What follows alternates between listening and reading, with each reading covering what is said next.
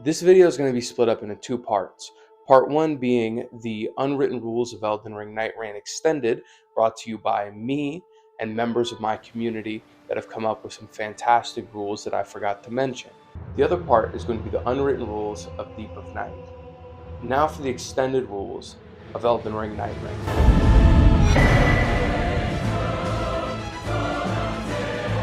Rule number one is don't leave. Don't leave the match.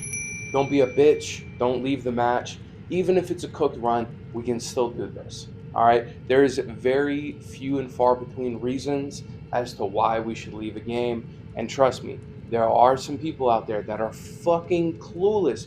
They're walking around like lost puppies looking for mama, and they have no idea what's going on, right? And even then, sometimes you can carry those people, yes. However, don't leave the game. If you have a decent squad, you can do it. Take a deep breath, relax, rub one out real quick at the end of night one, and then continue in a more relaxed state and go, you know what? We can do this. Which leads me into rule number two. Rule number two is be confident. I am sick and tired of hearing this run is cooked, this is hopeless.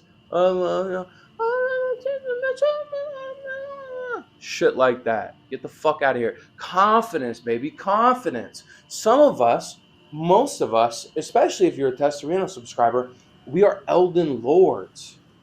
We are keepers of the fire, or we are tenders of the flame, whatever the fuck that was. We are Lords of Cinder. We are hunters. Wake up. Where's the confidence? Strut with that bulge pushing out and move forward with your chest out. Let's go. Come on. Where the confidence at, baby? I'm sick and tired of, oh, this run is cooked. Oh, I think this is hopeless. I don't know what to do. Shut the fuck up. We can do this. If you are a Testarino subscriber, you have reason to be confident. Act as such. We can do this. Come on. We faced worse. Prime Morgoth, Prime Malakath, Prime Consort Radon, Malakath, first time fighting him, Dark Eater Madir, Lord of Cinder if that was troublesome for you, Lost Sinner. Come on. Come on. This ain't shit. This ain't shit compared to that. Unwritten rule number three is listen to pings. If you're walking around and somebody's pinging some shit for you, shit, maybe they're even spam pinging it. You need to do it. You need to go and help them, right? If it's a recluse, they're probably letting you know that they need a detour. If it's a revenant, they're probably needing a little bit of help to clear out that temple so that way they can go ahead and get an updated.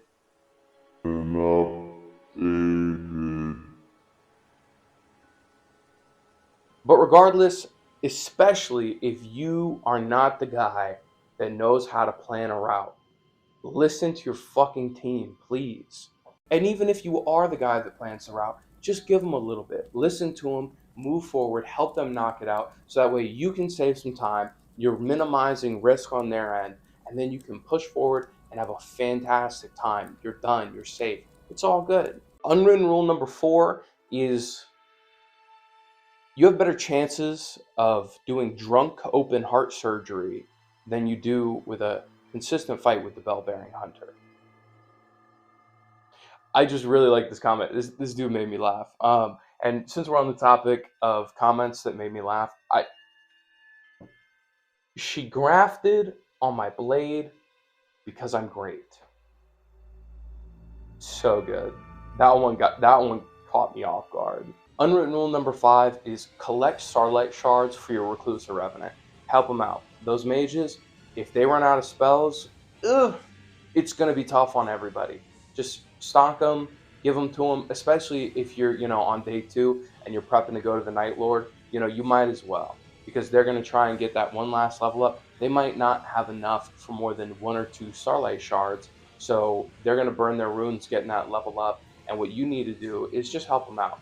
Typically, most of us are walking into the Night Lord fight with some extra space in our inventory. Or we can take some of those consumables and just hand them right to them. Don't be stingy. Don't be like, oh, I don't use that. I'm a guardian. Oh, I'm a raider man. No, no, I like big rock. I like big rock. I don't know about magic. I don't like mages. Fucking hate them. But I will still pick up some extra starlight shards for my recluse or for my revenant, just because it's helpful. And you know what? It's gonna increase our fucking chances of beating the boss's ass. So, extended rule number 6: check your teammates. You can check your teammates by opening the map and then hitting R1 to look at their gear. Now, somebody pointed this out. Um, Shout out to bro. But then he points out to me, yeah, you can check to see if somebody has relics or not. Because apparently there are people sprawled out in Limveld with no fucking relics on. I don't know what psychopaths are doing this. I don't know what new players are doing this. Listen, you new people, you need to take every one of these rules to heart. Because I tell you what, if you're subscribing to Testorino, if you're watching the full video, you're joking around, if you're here watching this video, most of you are probably fine and we could be teammates and we would have a blast and we'd probably beat the Night Lord. But I tell you what, if you do not fall into that category, take these rules to fucking heart. Please. Who is running around without relics? Who are you? If that is you, please comment. Please comment with your Steam or your PlayStation Network ID or your gamertag on Xbox because we need to talk. We need to talk. I have I'm at a loss for words. I'm having an aneurysm just thinking about going into a fight with no relics. Who are you? You need to be stopped. Rule number 7 is don't play with anyone that has TTV in their name. Shout out this guy because he raised a great point. I guess there's Twitch streamers playing this. I guess this dude has bumped into him a lot. And shout out to you, bro, for telling us because wow, I have character names on. I should probably put gamer tags on because it would explain a lot. And then I could also go into their stream and say something very nice and encouraging. I'd never tell anybody to uninstall Nightreign or anything. Never. And rule number 8 is equip relics. I can't believe I have to fucking say that. And we already kind of talked about it, so it's fine. But once again, if you are new to Nightreign and you stumbled across this video or you got sent this video, equip some fucking relics. What are you doing? What are you doing? Holy. It's giving me the fucking it's giving me the frenzied flame, dude. What the? I've kind of covered all the rules that my community wanted to add to the rule book. So now we have a compendium working, but I'm gonna step in for a moment. Here are the rules for Deep into the Night.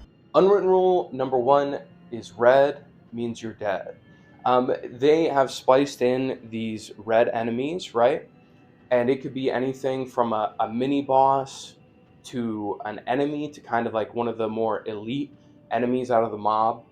And they're kind of nasty. When it comes to these red mini bosses, you got to be careful. Like you just got to watch your step. Like they do significantly more damage and the capacity to one shot you is so much higher. Take your time, take a deep breath.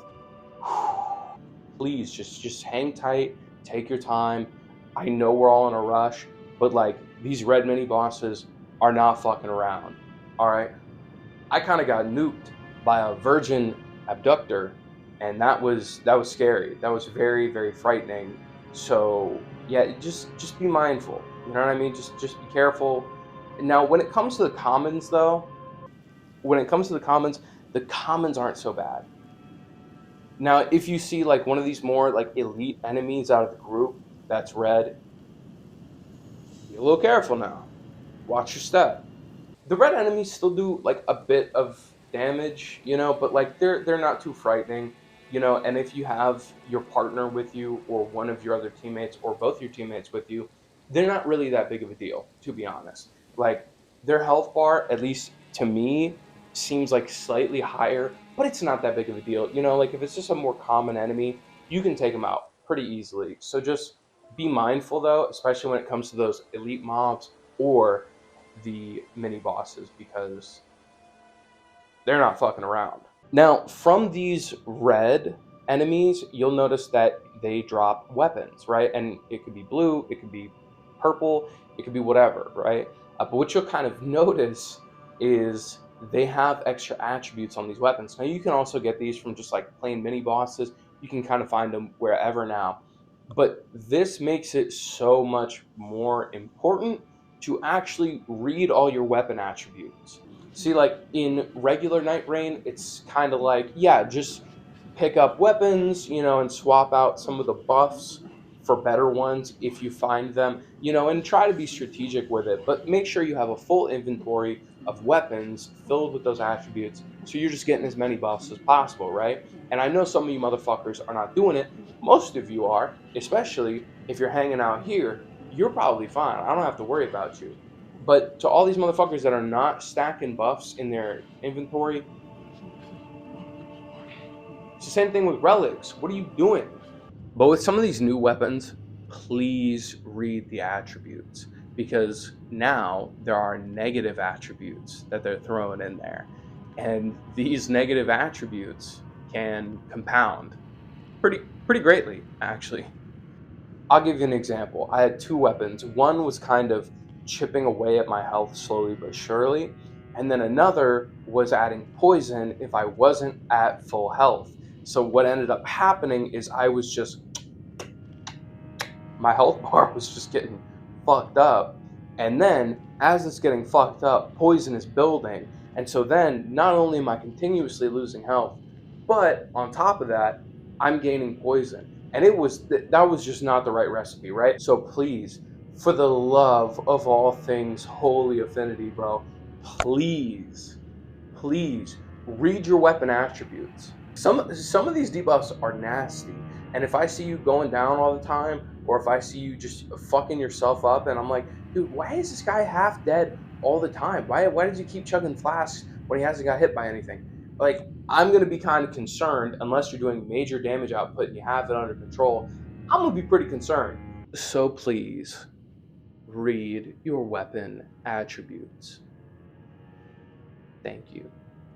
Deep of Night rule number 3 is get deep relics. You need these. You're gonna need them, especially if you're a player that you know that you kind of fall into the average or below average in terms of skill, and you rely on your relics and your abilities, right, of the character.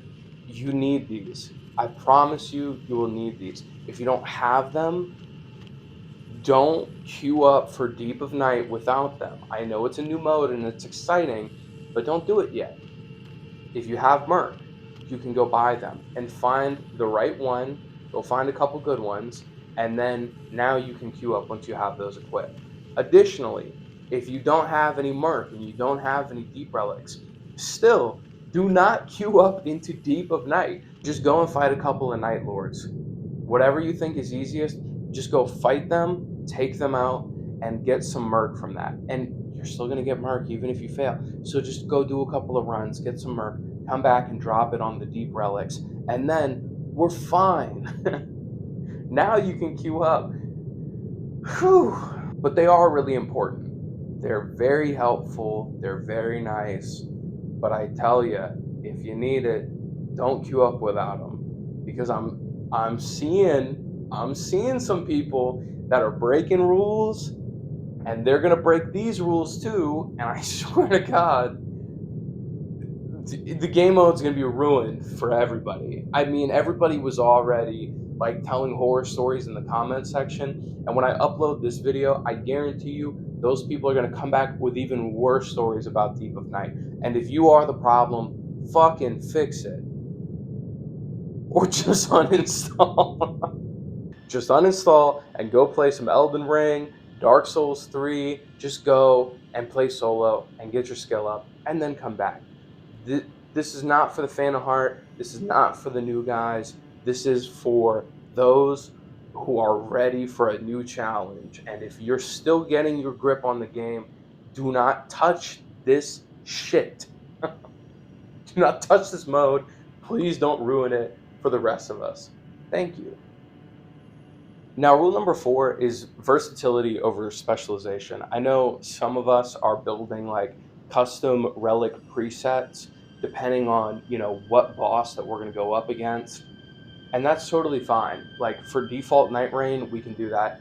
Deep of Night, we can't do that. I'm sure that's no surprise to you because the Night Lord is going to be randomized, and that's totally fine. Totally cool. But we need to go for the best build possible and staying very general and what's going to work for us on day 1 and 2, and kind of going to have to rely on RNG probably a little bit more than usual, but it's still the same case of we need to build a generally amazing build as opposed to something that's really going to be fantastic against just the centaur or just the dragon or just the moth, right? We need to build something that's going to work no matter what comes our way. And it's hard. It's hard, but it might be a little less effective than some of your specializations, but it's probably going to be worth it in the long run. So unwritten rule number 5 is risk versus reward. It's going to be very important to establish kind of the risk versus reward on whether it's a red enemy or a red mini boss, a regular mini boss, a weapon, right? And sort of the attributes that you're stacking in your inventory.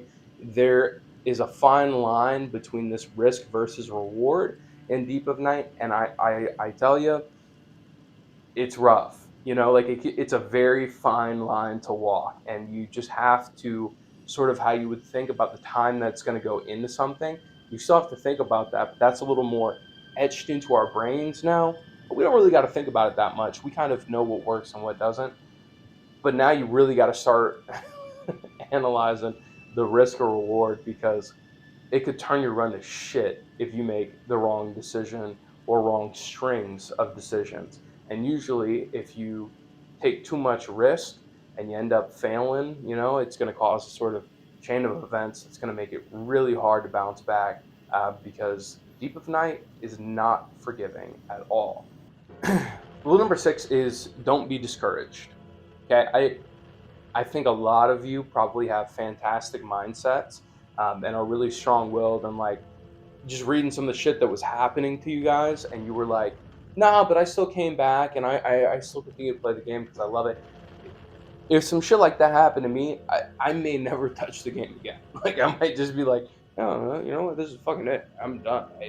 This is over with. This is my sign from God that I need to leave this shit be.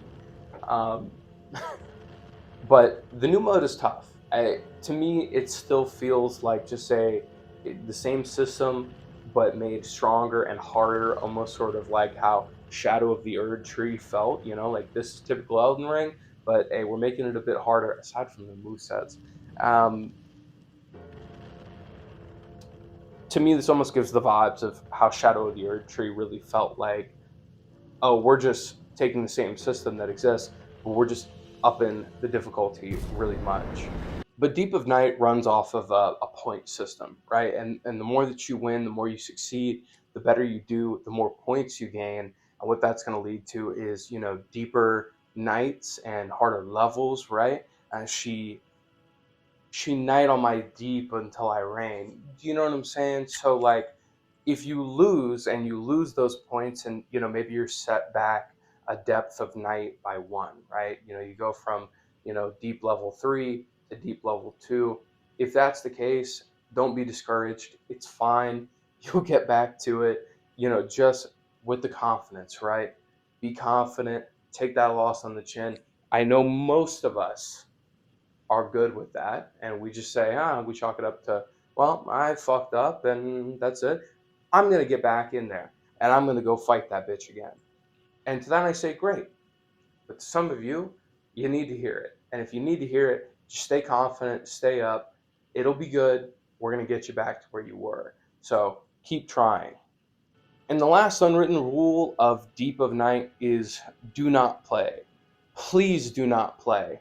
For those people that are new, for those people that are not equipping relics, for those who don't have deep relics, or to those people that don't really know what's going on, and they're pretty shit and they're going to hold back the team. Please do not play. Go get your grasp through Elden Ring or just go play regular Nightreign. Dude, just get your skills up. Please get better at the game. If you're having just one-off bad games, it's fine. I understand that. No big deal. But please do not play Deep of Night, because the first like 4 matches that I played, it was horrendous. I'm talking like these were teammates that in a regular Nightreign run, I would have been like, yo, this dude fucking sucks. And I'm gonna stay with it. I'm gonna stay through it. I'm gonna see how it pans out. But oh my god, please.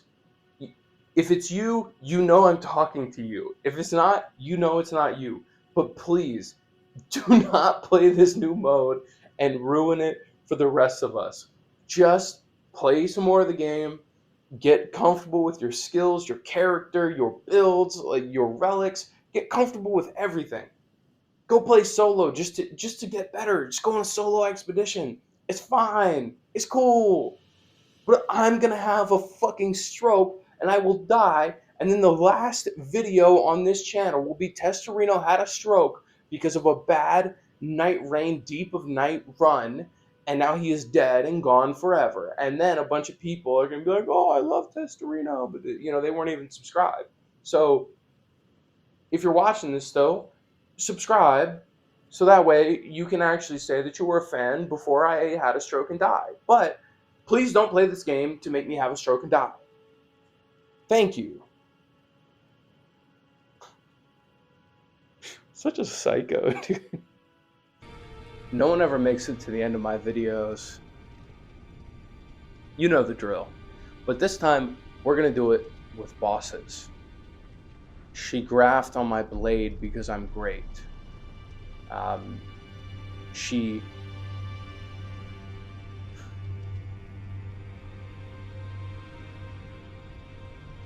graphed on my Rick till I'm God.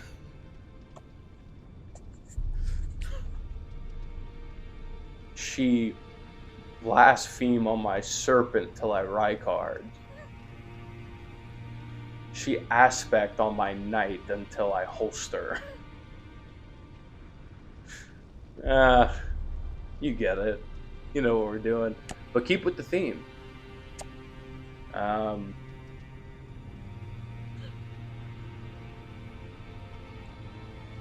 But really, I just wanted to say a couple of quick things. If you're still watching, thank you so much.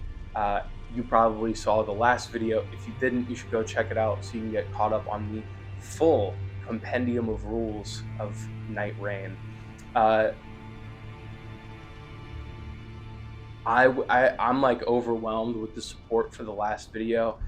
It's my best video yet, most successful one, right? And that's because you guys sat through, you watched the whole thing, you commented, you talked with me, other people, you interacted with it, and I really appreciate it. I'm overwhelmed with the support and just gratitude for, how God's helped me, but also how you guys are doing it too. The support is fantastic, and just know, like, it means the world to me.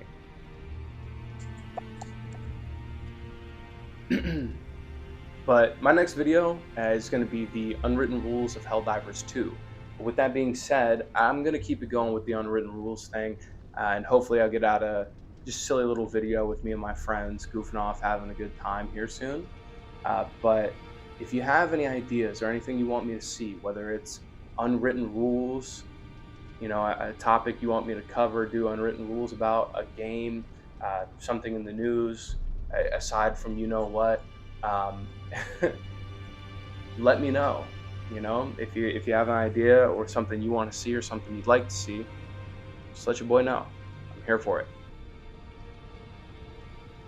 And with that, have a fucking fantastic week.